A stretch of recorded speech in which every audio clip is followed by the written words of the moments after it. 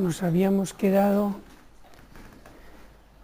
en la tesis 23, ahora ya en esta cuarta clase de Cristología vamos a ver si avanzamos para terminar la asignatura y esta tarde podríamos ver un poquito de Mariología.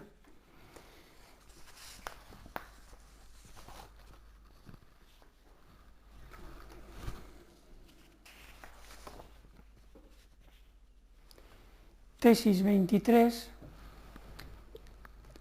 en la hipótesis de dar una satisfacción condigna por el pecado, la encarnación fue absolutamente necesaria.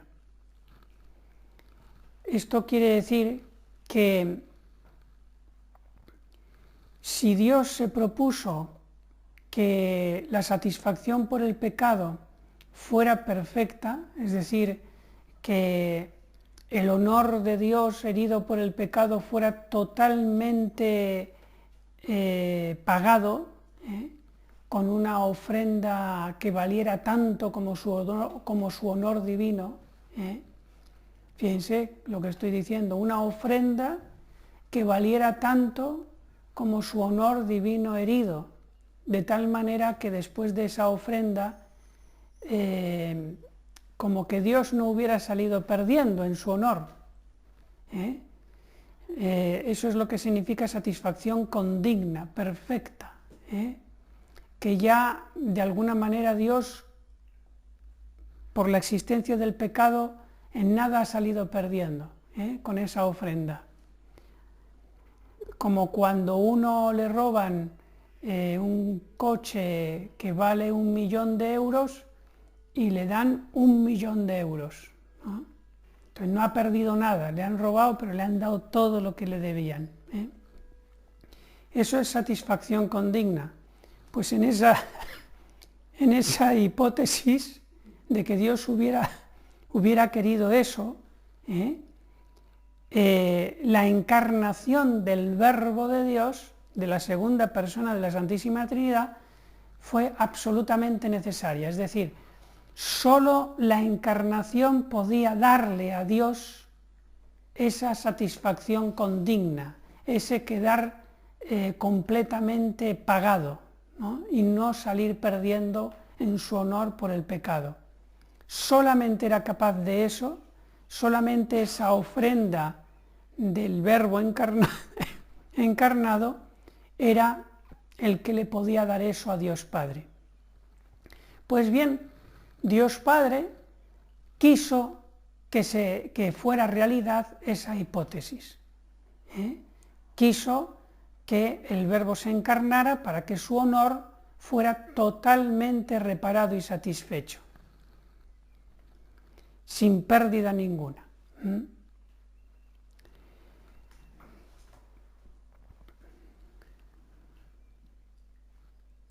Esto quiere decir que cualquier criatura, por más buena y santa que sea, no hubiera podido por sí sola hacer esta satisfacción condigna, ninguna. Pero dicen algunos teólogos que un puro hombre, o sea que no fuera Dios, dotado de gracia santificante, puede satisfacer totalmente, lo que se llama de condigno, totalmente, por los pecados veniales. En cambio, por un solo pecado mortal ya no es posible, se necesita la encarnación del Hijo de Dios.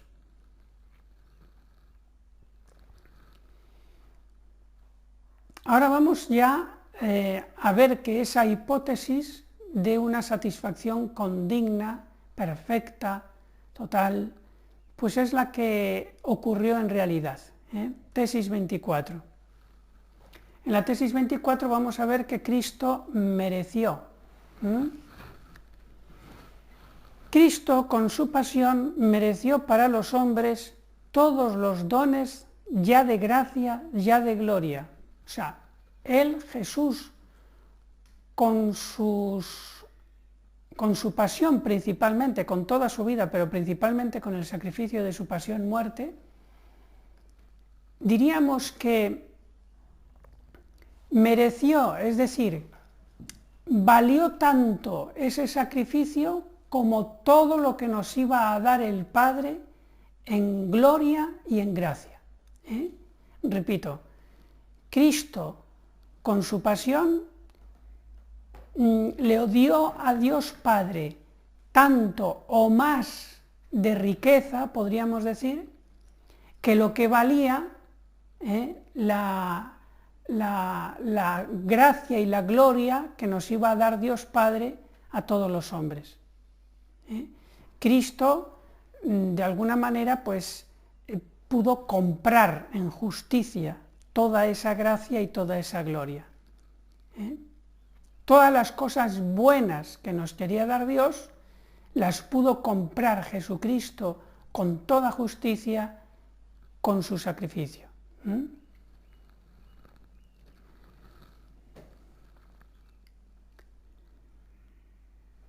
O sea, en la práctica, que toda la salvación de todas las millones de almas que están en el cielo y en el purgatorio esperando entrar en el cielo y los que están en la tierra, y si no se hubieran condenado los que están en el infierno, pues también, si se hubieran salvado todo eso, lo compró Jesucristo con su pasión. O sea, valía tanto como eso. Y esto es de dogma de fe por el Concilio de Trento. En concreto dice el Concilio de Trento que mereció la justificación y la satisfacción por la pena temporal de todos los hombres.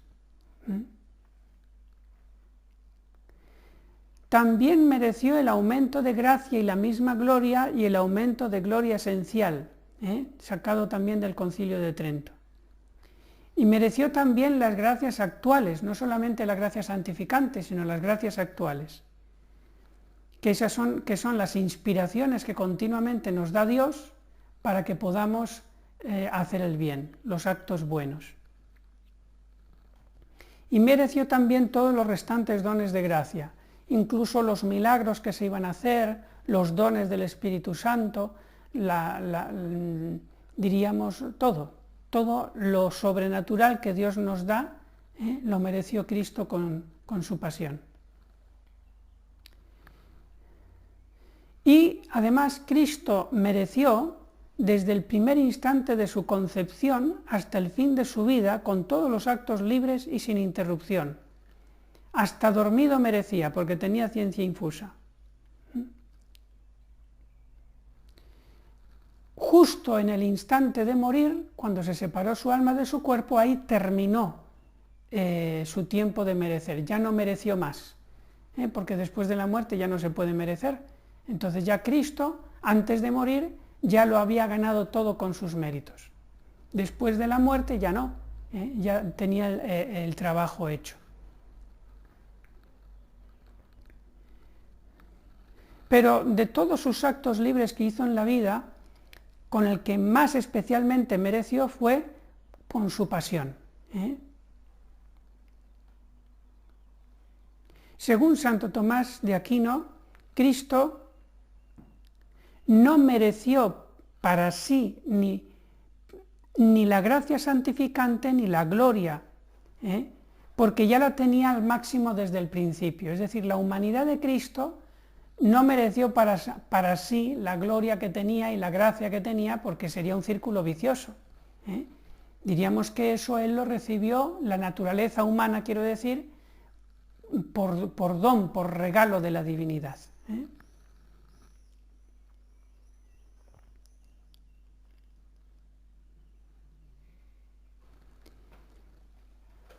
Tampoco Jesucristo mereció la gloria y la gracia santificante de los ángeles, porque los ángeles consiguieron la salvación no por los méritos previstos de nuestro Señor Jesucristo, sino en otra economía de salvación, que era en principio la oferta de la Santísima Trinidad al ponerlos a prueba en ese diríamos, lugar donde fueron probados los ángeles, en que unos dijeron que sí y otros que no. Entonces ahí fue que ganaron toda esa gracia y gloria que tuvieron. Cristo vino después no para salvar a los ángeles, sino para salvar a los hombres después del pecado original. Y además, Cristo no mereció la gracia de la justicia original de Adán y Eva, antes de la caída del pecado original. O sea, también lo mismo, Adán y Eva, la gracia santificante que recibieron, fue por un don gratuito de la Santísima Trinidad, no por la previsión de los méritos de Cristo. Después del pecado original, ya todas las demás gracias que obtuvieron el género humano fue sí, en previsión de los méritos de Cristo.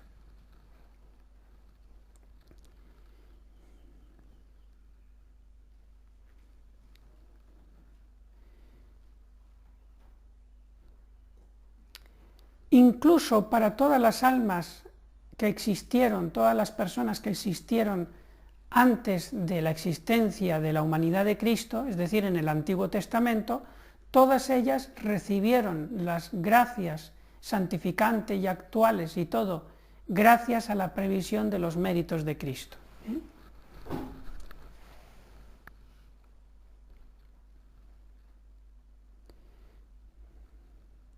Incluso también Cristo mereció para nosotros, para todos los hombres, los bienes naturales. Es decir, todas las cosas buenas que Dios nos da, los frutos, la buena temperatura, la salud, todo eso también lo mereció Jesucristo con su pasión y muerte. Porque por el pecado nosotros ya habíamos perdido incluso el derecho a eso.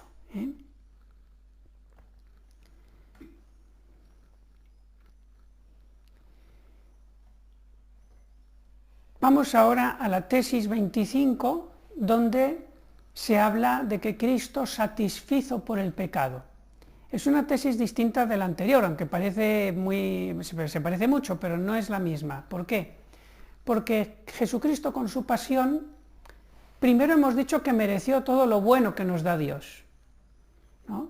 Pero ahora vamos a decir en la tesis 25 que nos libró, diríamos que pagó en lugar nuestro la satisfacción por el pecado. Es decir, lo que nosotros merecíamos sufrir por el pecado, en concreto el infierno, pues lo pagó Dios para que nosotros tuviéramos una oportunidad más.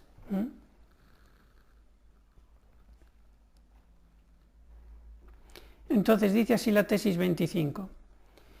Jesucristo en su santísima pasión satisfizo la ofensa al Padre, ofreciendo para ello cuanto exigía la recompensación de todos los pecados del género humano. Es decir, todas las penitencias, los sufrimientos y todo lo que hubiéramos tenido que pasar, tribulaciones, para reparar la ofensa que hicimos a Dios Padre por el pecado, Jesucristo todo eso ya lo pagó por Él mismo. Y a nosotros nos libró de la pena eterna y nos ha dado la oportunidad de poder poner de nuestra parte para satisfacer, pero ya veremos que ya Cristo, diríamos, hizo una satisfacción completa, de tal manera que si ningún hombre hubiera querido hacer penitencia y no hubiéramos dado nada en ofensa, en reparación por la ofensa del pecado, igual ese pecado hubiera quedado totalmente satisfecho solo con la pasión de su Hijo. Esto es dogma de fe por el Concilio de Trento, pero atención, esta satisfacción de Cristo fue vicaria, y este es el quid de la cuestión de por qué nosotros también tenemos que ofrecer satisfacción dolorosa por nuestros pecados a Dios. Porque un protestante podía decir, perfecto, ya Dios lo pagó todo, Jesucristo lo pagó todo, entonces ya no hay nada que hacer, ya no hay que hacer penitencia. Eso lo dicen hasta muchos católicos. No, si ya lo pagó todo Jesucristo, ¿por qué haces penitencia? ¿Por qué los ayunos? ¿Por qué todo lo demás? Ya bastante es el cumplir los mandamientos, que ya nos cuesta. Entonces la penitencia, ¿para qué? La abstinencia de los viernes, ¿para qué? El ayuno, ¿para qué? Entonces, claro, esto hay que entenderlo bien. Jesucristo hizo una satisfacción no por sus propios pecados, ojo, no por sus propios pecados, sino por los pecados nuestros. ¿Qué quiere decir eso? Que fue una satisfacción vicaria. ¿Vicaria qué quiere decir? Que la hizo en lugar nuestro. Y cuando se hace una satisfacción vicaria quiere decir que el ofendido, que es Dios, Dios Padre, también Dios Hijo y Dios Espíritu Santo, que el ofendido, Dios, puede exigir que el verdadero ofensor también ponga algo de su parte. Es decir, muy bien Jesús, te acepto la satisfacción que estás ofreciéndome en la pasión, que es completa, pero como tú eres inocente, como tú no tienes la culpa de estos pecados, yo exijo, dice Dios, que los culpables también pongan algo de su parte, aunque sea una parte minimísima en comparación con lo que tendrían que satisfacerme, que nunca llegarían a hacerlo, porque son criaturas. Pero exijo también de ellos alguna satisfacción. Entonces esto lo pudo hacer Dios Padre porque es una satisfacción, repito, vicaria la de Cristo. No tenía la culpa Jesucristo. Era inocente, la hacía por otros. Le voy a poner ejemplo.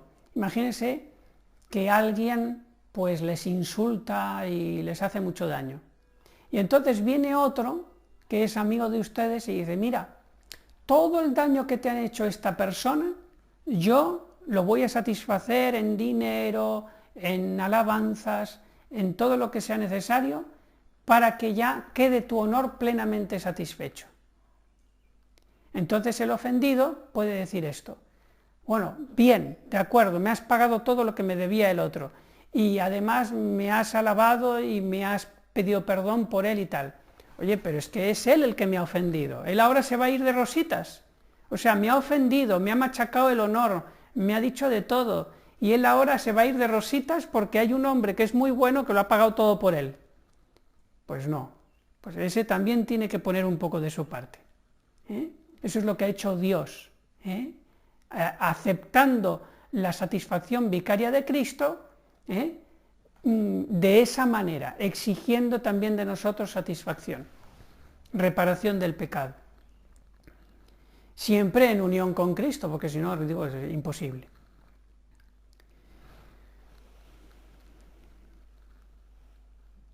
Bueno, esto es, como dije, dogma de fe por el Concilio de Trento.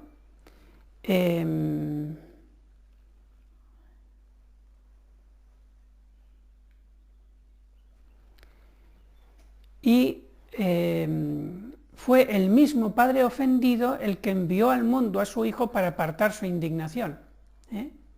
O sea que ese plan de que el hijo me hiciera esa satisfacción completa, estaba completamente de acuerdo con el padre.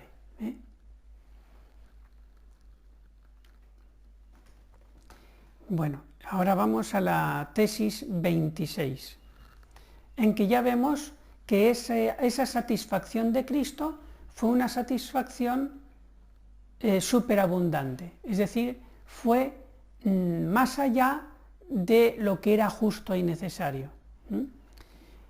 Es decir, que si hubieran existido todavía más almas que hubieran pecado más contra Dios, multiplicado por 100 si quieren en 100 mundos o 1000 mundos, la misma satisfacción que Cristo, la que se ha hecho históricamente, hubiera valido para pagar todo eso de más.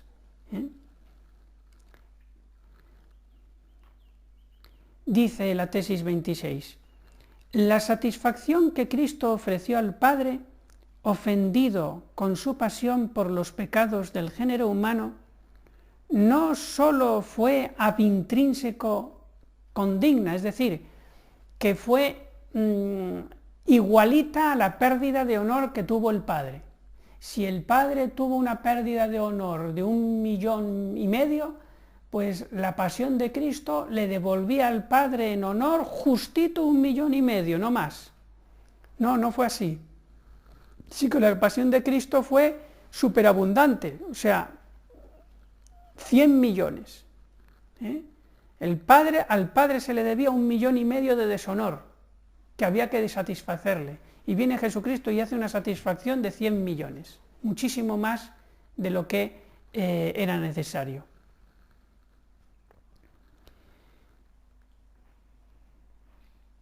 Dice el Concilio de Trento: pero aunque Él murió por todos, Jesucristo murió por todos, en cambio no todos recibieron el beneficio de su muerte, sino solamente aquellos a quienes comunicó el mérito de su pasión.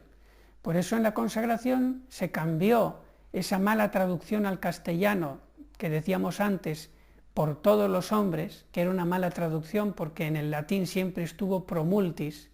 Entonces Benedicto XVI dijo: oye, hay que cambiar eso, es una mala traducción. En el latín, en la misa en latín pone pro multis, no dice pro omnibus hominibus o como se diga, dice pro multis. Entonces se cambió y se puso por muchos en la consagración. ¿Y cuál es el sentido de eso? Que aunque Cristo murió por todos, pero no todos se beneficiaron de su muerte. Y Cristo, que es Dios, sabía eso. Sabía que iba a morir salvando efectivamente a muchos, pero no a todos.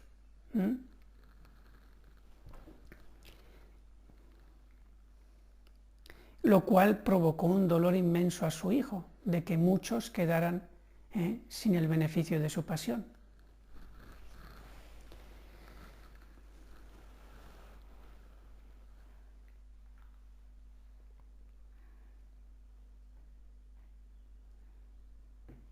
La satisfacción de Cristo es infinita por razón de la infinita dignidad del Verbo.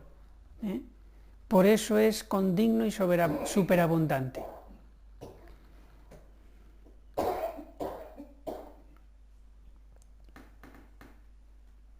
Vamos ahora a la tesis 27.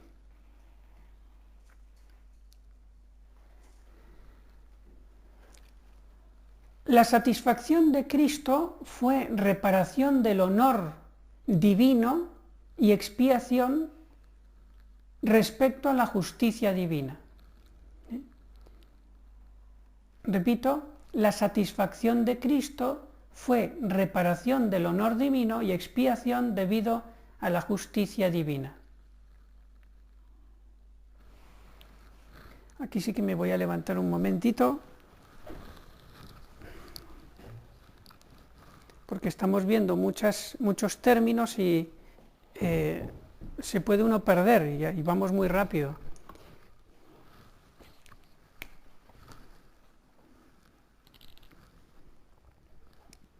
Primero dijimos que Cristo mereció todo lo bueno para nosotros. Luego decimos que Cristo satisfizo,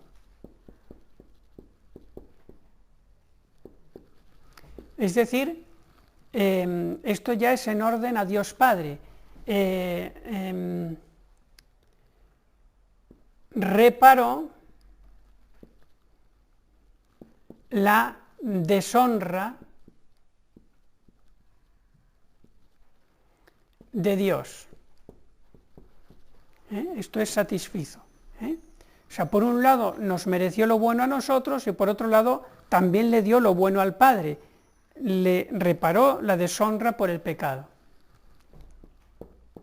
Siguiente paso: Jesucristo satisfizo superabundantemente, vamos a poner de más, o sea que el Padre quedó todavía más honrado de lo que le había deshonrado el pecado. Y ahora decimos que Cristo, la satisfacción de Cristo consistió en dos cosas. Primero, reparación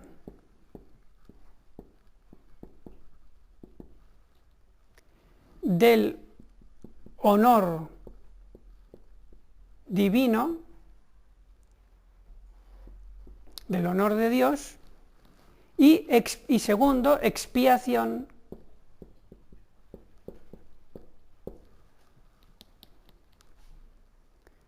respecto a su justicia, expiación justa. Vamos a explicar esto con un poquito de ejemplos. Cuando una persona, por ejemplo, me rompe la bicicleta, y me la rompe de mala manera, porque está enfadado y le pega 4 patadas y pone a pisar encima y me la destroza la bicicleta, en un enfado. Entonces, claro, tiene que hacer 2 cosas esa persona para reparar lo que me ha hecho. Lo primero es que tiene que reparar el honor, la deshonra que me ha hecho de ese agravio, ese insulto, ese hacerme daño moral de destruirme la bicicleta, ¿no? Porque no ha sido una cosa de accidente, la ha hecho a propósito. Entonces es una deshonra que me haya hecho eso, ¿eh? Entonces primero me tiene que reparar el honor, la deshonra espiritual que me ha supuesto que esa persona me haga ese agravio. ¿Y eso cómo se repara? Eso espiritual se repara de modo espiritual, es decir, pidiendo perdón. Mire usted, perdóneme que me enfadé y para fastidiarle le rompí la bicicleta. Le pido perdón, ¿eh? Entonces ahí se repara el honor, ¿eh? Muy bien, me has reparado el honor, yo te perdono por haberme destrozado la bicicleta, pero aunque yo te perdono, tú tienes deber de justicia de pagarme la bicicleta. A ver si ahora, después de romperme la bicicleta, me quedo yo sin bicicleta. Entonces, yo puedo rezar el Padre Nuestro y decir, perdona nuestras ofensas así como nosotros perdonamos a los que nos ofenden. Te perdono, no te voy a odiar, te amo como cristiano. Oye, pero me debes la bicicleta. No, lógico, ¿no? O si me robas algo, bien, te perdono el deshonor que me has hecho de tomarme el pelo y robarme. Oye, pero devuélveme lo mío. O págame mi sueldo. Vale, te perdono que no me hayas dado el sueldo de haberte construido la casa en 3 meses y no me has dado ni un céntimo. Ya, te perdono porque me has tratado como un esclavo, eso es una deshonra. Oye, pero págame el sueldo. Entonces, no es que ya me has perdonado, ojo, no, yo te he perdonado la ofensa espiritual, por la que no te voy a odiar, y voy a rezar por ti. Oye, pero es justo, que tú me devuelvas lo mío. No quiere decir que yo te voy a regalar lo mío, ahora que encima tú me has hecho eso. No te pido más cosas, solo te pido que me des lo mío. Entonces, esto es el que me devuelvas lo mío, lo que me has roto, lo que me has robado, esto es la expiación justa. ¿Por qué esta expiación justa es necesaria? Dice la tesis. No basta el pedir perdón a Dios y ya está, y ya no hace falta penitencia ni nada, no. ¿Por qué se exige para que la satisfacción sea completa que haya una expiación, que haya una reparación material de alguna manera? ¿Por qué? Porque como dice el padre Rollo Marín, dominico como ustedes, la razón de la expiación es que si yo al cometer el pecado siempre he buscado algún placer, ya sea material o ya sea espiritual, siempre cuando se comete un pecado, siempre se busca un placer. Y cuando te vengas de alguien con ira, pues es que también eso da placer, mira, me he vengado, qué bien, he pisoteado a mi enemigo, eso también da alegría, aunque sea una alegría mala, ¿no? Entonces, siempre buscamos algún placer cuando pecamos. Entonces, en la balanza de la justicia, si yo disfruto de un placer prohibido, para reparar ese placer prohibido del que yo me he gozado, para reparar eso, tengo que pagar un correspondiente dolor, sufrimiento, en la otra balanza para que haya justicia. Tú disfrutaste de las cosas creadas o de tu cuerpo malamente, con pecado. Bueno, te pido perdón, Señor, sí, te perdono. Oye, pero es que ese placer prohibido que has disfrutado tú, ahora te vas a ir de rositas. O sea, que vas a salir ganando después de haber pecado. Me dices, perdóname y ya está, y todo se ha concluido. No, no, tienes que expiar. Y por lo tanto vas a poner en la otra balanza un sacrificio, algo que te cueste, para reparar ese placer prohibido del que has gozado. Y ahí estuvo. Entonces, vas pedagógicamente a caer en la cuenta en tu propia carne lo malo que es el pecado. Y que no te puedes dedicar al placer y después irte de rositas y aquí como si no hubiera pasado nada. No, el que peca después lo va a pagar. Y si nosotros no hacemos la penitencia voluntaria que Dios nos pide, el peligro es que a lo mejor Él nos la pida sin que nos pida permiso. No todos los sufrimientos que nos vienen por el pecado, por nuestro pecado, pero a algunos puede ser que sí, de que yo no hago la suficiente penitencia y entonces el Señor dice, mira, te conviene que yo te haga sufrir un poquito en esta vida porque si no en la otra prepárate. Ya en el purgatorio, ¿cuántos estarán diciendo, ojalá yo hubiera hecho más penitencia en la vida para librarme de esto?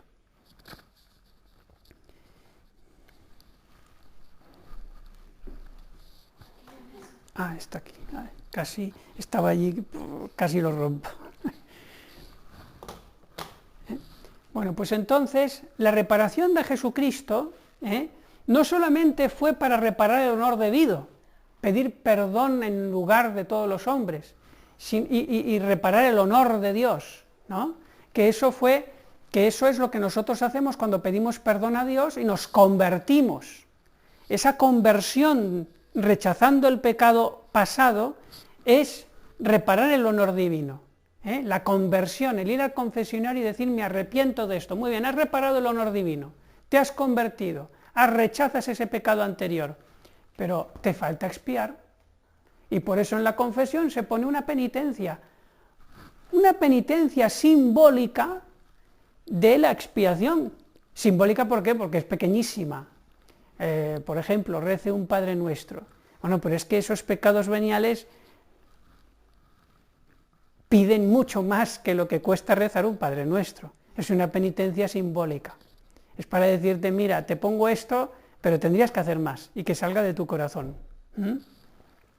Aguantar desprecios, humillaciones, ponerse en último lugar, todo lo que haga falta, por los pecados. Entonces, eso lo hizo Jesucristo también, totalmente, de tal manera que se hizo también la expiación total a través de su pasión, pero a pesar de que ya está satisfecha la justicia de Dios totalmente en expiación por parte de Cristo, recuerden que es una satisfacción vicaria. Sí, tú Jesús has sufrido lo indecible y mucho más de lo que nos dicen los ojos cuando vemos el sacrificio físico, que es lo de menos. Lo de menos que sufrió Jesús es el sacrificio físico, que es la crucifixión, la flagelación, todo eso es lo de menos. Lo demás, incomparablemente muchísimo más, fue su sacrificio místico, que eso ya ni nos lo podemos imaginar. Bueno, pues todo eso, muy bien, hijo mío, todo eso ha reparado tanto el honor como la expiación. Todo perfecto, todo ha quedado liso, muy bien. Pero como es vicaria tu expiación, exijo que también los hombres pongan de su parte. ¿Por qué les conviene? No porque yo sea alguien que me gusta que sufran los otros porque me han ofendido y me siento bien por verlos sufrir, no, por amor, porque les conviene. Pedagógicamente les conviene también tomar ellos la cruz detrás de ti, porque si no en la prosperidad y sin penitencia se van a perder más todavía. Porque los conozco. Entonces, no, hijo mío, que ellos también paguen un poquito, porque si no es que los perdemos a todos o a casi todos, porque son unos pillos. Entonces, como son unos pillos, yo les voy a decir, no, vosotros también pagar un poquito, porque os conozco, por pedagogía amorosa, por nuestro bien.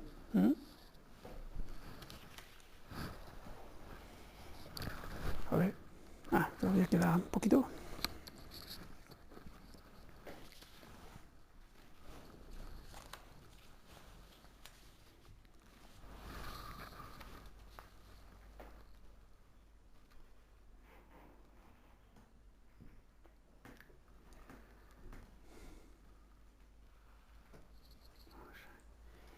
Esto era la tesis 27, ¿verdad? Sí. Bueno, vamos a la tesis 28. Son 30 tesis, entonces quedan 3 nomás. Vamos a ver. Procuraré no pasarme de 45 minutos. Tesis 28. Cristo en cuanto hombre es sacerdote que se ofreció a sí mismo como propio sacrificio en el altar de la cruz.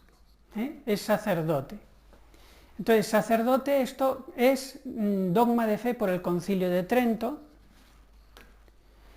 y es sacerdote por la unión hipostática, es decir, Cristo en cuanto hombre, o sea, su humanidad, su naturaleza humana es sacerdote, pero es sacerdote gracias a la unión con el Verbo. Pero no es el Verbo solo el sacerdote, es la humanidad de Cristo, gracias a que está unida al Verbo. Y es sacerdote a partir de la encarnación, desde el primer momento de su existencia en su naturaleza humana, es sacerdote y durará como sacerdote por toda la eternidad.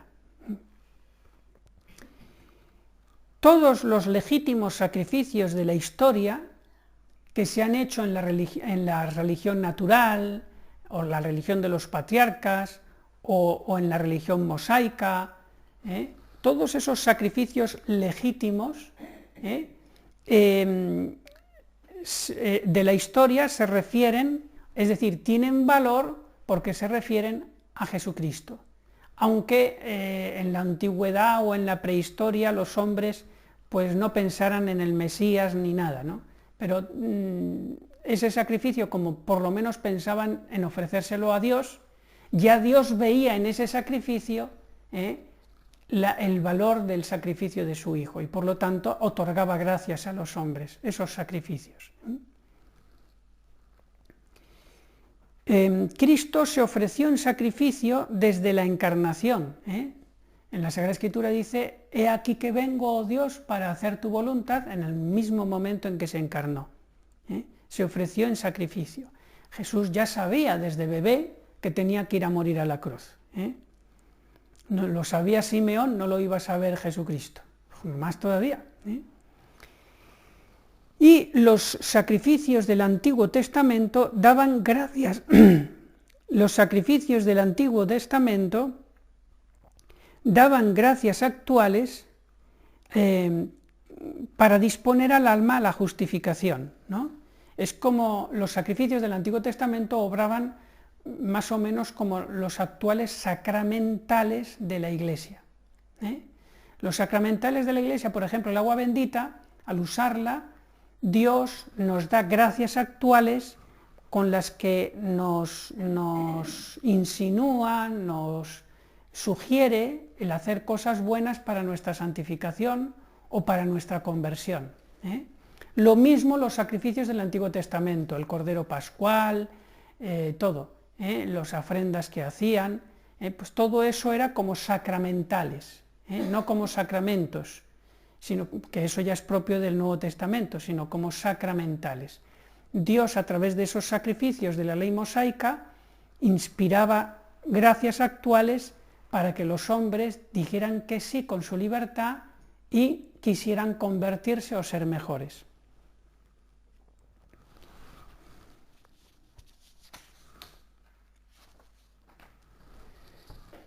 Tesis 29. Jesucristo obró en su santísima pasión nuestra redención, y esto es también dogma de fe por el Concilio de Trento. Fíjense todo lo que hizo el Concilio de Trento, casi es el que más estamos citando, que fue contra los protestantes.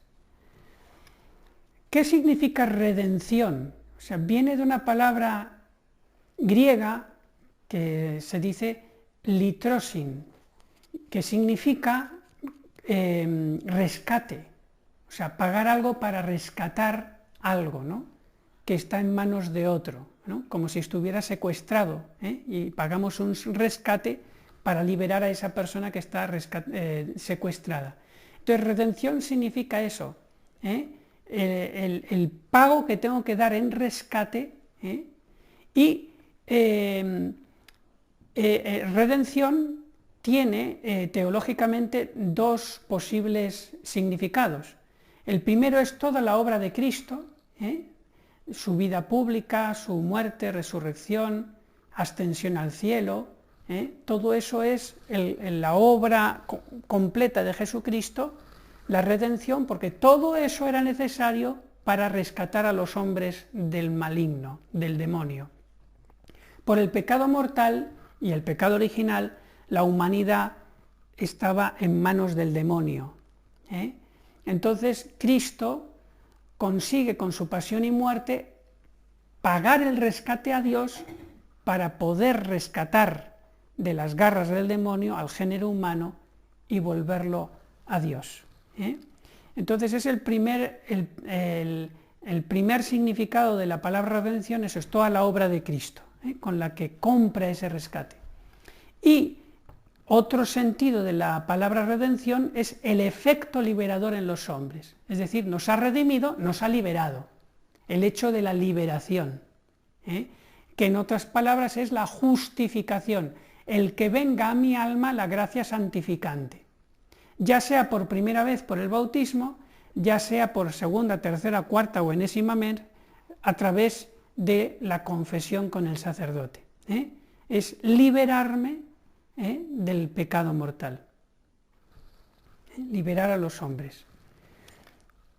El universo también será redimido, el universo material, y esto será ya al fin del mundo, porque el universo también se ha empobrecido, en concreto el mundo, el planeta Tierra quiero decir, se ha empobrecido en su belleza, de la que tenía al principio en el paraíso original, se ha empobrecido mucho por culpa del pecado del hombre. En el paraíso original pues no había derramamiento de sangre entre las especies animales, sino que todos comían paja o lo que sea. En cambio, a raíz del pecado del hombre, toda la creación ha quedado herida, y por eso unos animales se comen a otros, y no tenemos nosotros un perfecto dominio de la creación. Por eso, por ejemplo, los mosquitos nos pican. Eso es por culpa del pecado original. A lo mejor, yo no lo sé, pero es posible que cuando ya el mundo quede redimido al fin del mundo y haya un nuevo cielo y una nueva tierra, vendrán unos mosquitos muy graciosos que no picarán ni nada, sino que olerán muy bien y serán muy graciosos, ¿no? Entonces, y no picarán, y hasta las moscas serán bellas y preciosas, Entonces, como digo, el universo también tiene que ser redimido, y por eso dice San Pablo que la creación está como gimiendo por dolores de parto hasta que se produzca la redención del hombre total, ¿no? Que él dice eso, que el hombre vea a Dios, ¿no? El Verbo ofreció a la cruz su humanidad, es decir, el mismo yo de Jesucristo fue quien ofreció su humanidad a la cruz. El descenso a los infiernos, en plural, que dice el credo, se refiere al limbo de los justos del Antiguo Testamento, que desapareció en el momento en que Cristo descendió, y los liberó de allí para llevarlos al cielo. ¿Por qué se llamaba infiernos al limbo de los justos? Porque no se veía a Dios. Entonces ya eso en cierto sentido es un castigo por el pecado original, el no ver a Dios, porque el hombre está destinado a ver a Dios. Si no ve a Dios es una especie de condena, ¿no? Aunque no tuvieran la condena de los condenados del fuego, pero sí que era un lugar de condena por no tener ese premio a lo que todos son destinados, de ver a Dios. Por eso Jesucristo, cuando le dijo al ladrón, hoy estarás conmigo en el paraíso, no quiso decir que hoy estarás conmigo en el cielo viendo a Dios, sino que vendrás conmigo al limbo de los justos y con mi presencia, con mi alma iluminada, ese infiernos, ese limbo de los justos se convertirá en un paraíso. Por eso dijo, hoy estarás conmigo en el paraíso.